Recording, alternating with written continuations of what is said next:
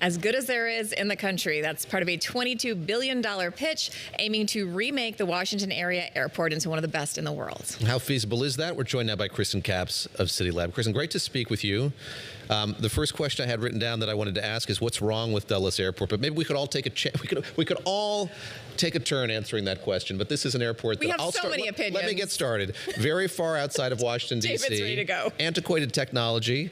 Yes, some architecture of note, but not a very easy place to get carpeting. Christina? The carpeting. Okay. You're trying to drag your suitcase along this friction carpeting, and the buses, the people mover buses, where you rush off the plane, you're so excited to get out, and you have to wait for everyone else who was on your plane to load into this bus to drive to the other terminal because they still don't have trains. All right, your turn. Pile on, Kriston. Anything else you want to add? Jump in here. You know, the real problem with those people movers that you're supposed to load into is that they weren't designed as cocktail lounges like they were originally meant to be. I think it might be a little easier if you had they were really supposed to be martini in your hand cocktail as your gate was moving. They were supposed to be. That was the idea. It was going to be a very kind of Jetsons vibe. You sit down, you have a drink, and then your gate just takes you to your plane. But as anyone who's flown into Dulles knows, that is not the vibe. No. Let me just sort of ask you where we are. We heard the president there saying Dulles is going to be great. It's going to be an airport like it should be, et cetera, et cetera. We had the creation of this Beautifying Transportation Infrastructure Council. Has anything tangible come out of that? Sort of what are the plans for Dulles that we know of? The Department of Transportation put out a request for ideas. They said, send us your suggestions. What do you want to see at Dulles? And they received a couple of dozen different responses, ranging from very fantastical renderings to just comments from, you know, the peanut gallery. And after that, there was a much bigger submission, a bigger proposal that came from United Airlines and the Metropolitan Washington Airport Authority. Those are the entities that run the planes out of Dulles and run Dulles itself. And what they had in mind was a $22 billion revitalization plan that would make it arguably the best airport in the country. And that plan has an 8-year timeline. As you mentioned, it is United. If you are a United frequent flyer, as some of my friends are, spend their lives going out to Dulles rather than flying out of the much closer Reagan, which is closer downtown D.C. But 70% of the flights out of Dulles are United Airlines. Can they get this done in 8 years? And is it worth it to them? What do they have to gain? Because people are already held hostage to the points that they are accruing. They're going to go out there regardless. I mean, just to put it in context, it's difficult to imagine any kind of airport, upgrade taking place on a timescale that quickly. And this is like many, many upgrades happening all at once. It's a $22 billion plan that could be broken down into 5 or 6 multi-billion-dollar plans that involve the construction of new concourses, the expansion of an underground air train to unite them, and unfortunately for those fans who might be out there, the shelving of the quirky people movers. You mentioned the price, $22 billion. I'm going to go out on a limb and guess that United will not be ponying up the entire amount of money there. Who would pay for this reconstruction, this reinvention of Dulles? Yeah, so to give you some context, $22 billion is about what Qatar paid for Doha.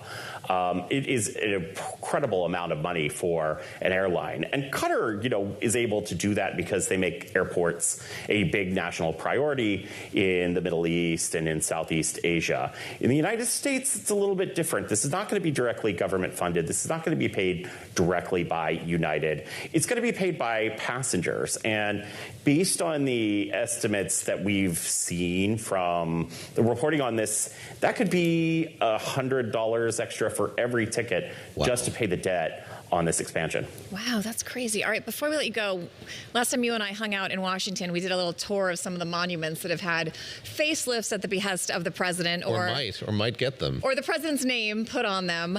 And I know you have spent some time at the Lincoln Memorial Reflecting Pool. What is the update there? Where are we with this?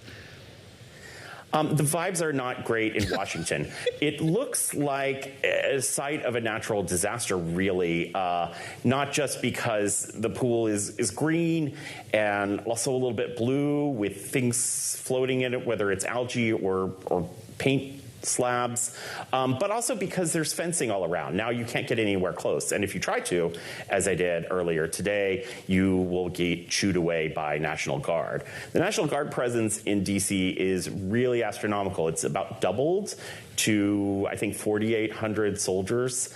So it's some kind of event for 250 here in D.C. Some kind of event, indeed. Look, we go to you for insight into architecture and urban planning. Talk a bit just about the unique challenges of these reflecting pools. This is not the first time, we should say, that there's been a giant algae bloom in these waters on the National Mall. Tilting at windmills or hoovering reflecting pools seem to be the same kind of Futilian expert. What are the inherent problems with the plan as it was implemented here to build these reflecting pools on the National Mall? Well, not to put too fine a point on it, but it's really geese.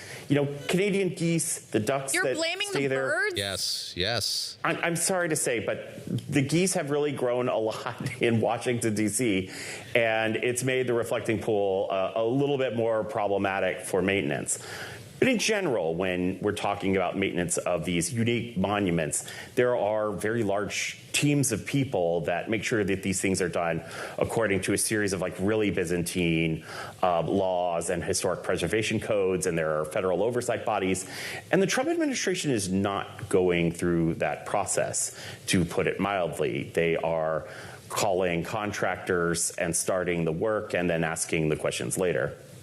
Is there any long-term concern, we've only got a couple seconds left, that a lot of these things that have been quote-unquote refurbished are going to have to be fixed again in a more measured way, in a more historically accurate way, and in a more lasting way all over again? I think that, eventually they can get the reflecting pool right. They're going to drain it after the 4th of July and start over. The bigger question, of course, is the White House East Wing and what the ballroom is going to look like and whether that's ever going to get finished.